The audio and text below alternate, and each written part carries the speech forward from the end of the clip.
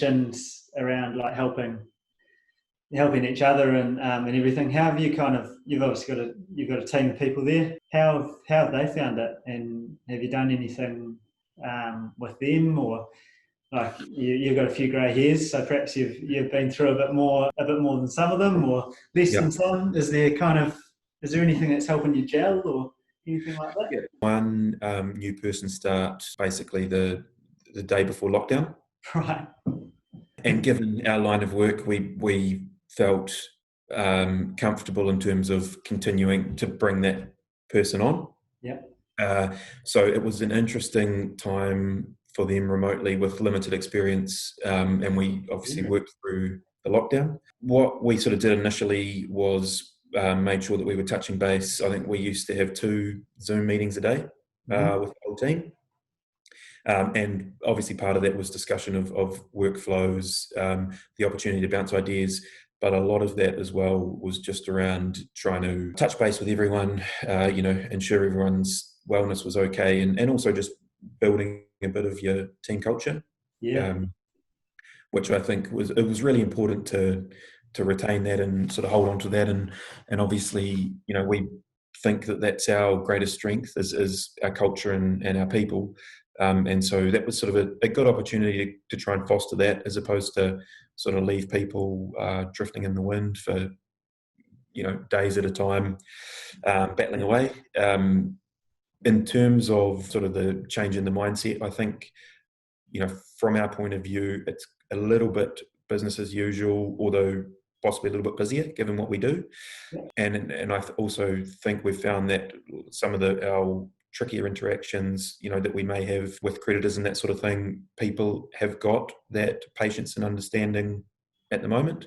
Yeah. But yeah, in terms of, even just generally, it can be quite stressful and tough for the staff. So what we are usually trying to do is we're trying to always go back to first principles, discuss, the policy or the reasons behind a particular thing that we're doing, and always keep referring back to outcomes. So if you can get stuck down in the weeds, and that can make your job difficult. But if you keep having your mind on, or keep tuning your team's minds to, actually, this is the reason why we're doing this, this is the outcome that we're trying to achieve, then I find that actually really useful. It's that head up approach, isn't it? Rather than stuck down. Exactly, yeah. And as I say, it's we're always going to have challenges each day, and as long as people come to work expecting there to be challenges, and as you say, keep head up and tick them off and or work out the best way through them, then we can sort of all go home at the end of the day, in a good state. Yeah.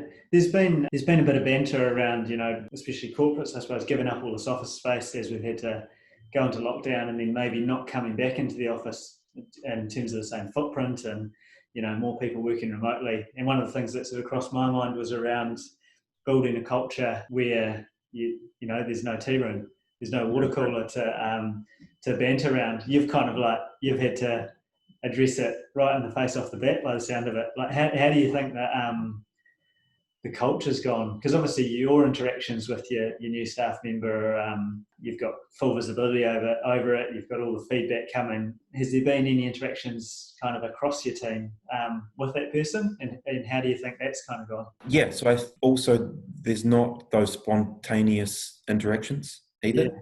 Because everything has to be calendar in or diarised in or whatever. So I think it's sort of allowing enough time in those meetings to not just be solely focused on the work at hand, but to have a bit of time as well. We had our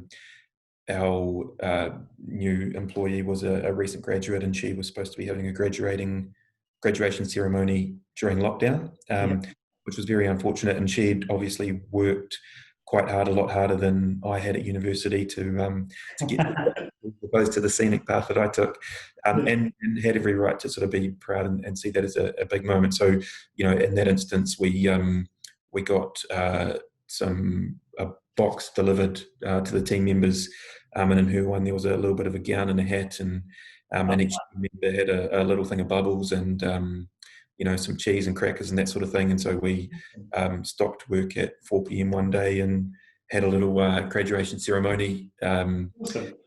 Yeah, I think there was it Tom Hanks did a nice little Zoom commencement speech to a particular class, which was very topical about COVID, and so we had him attend for that for a couple of minutes. And yeah, so yeah, it's sort of things like that which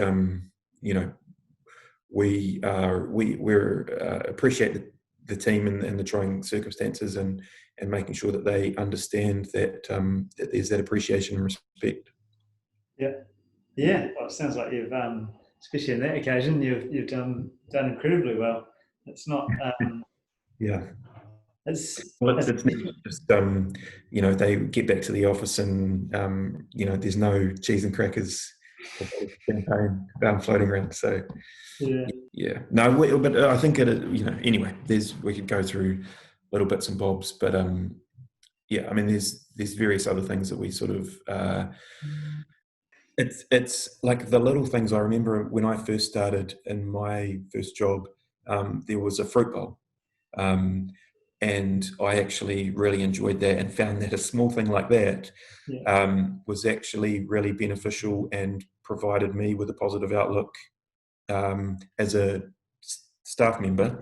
And I think, we sort of promote, having the mid-afternoon snack when you're a bit low on energy and that sort of thing, if it's a bit of fruit, or, encouraging, a bit of a walk at lunchtime, a bit of vitamin D, all that sort of stuff. I think it just helps people's headspaces and makes all the difference in the world. Oh, 100%. And I think that stems to recruitment and everything, right? To getting talent, because it'll be the fruit bowl that you tell your friends about.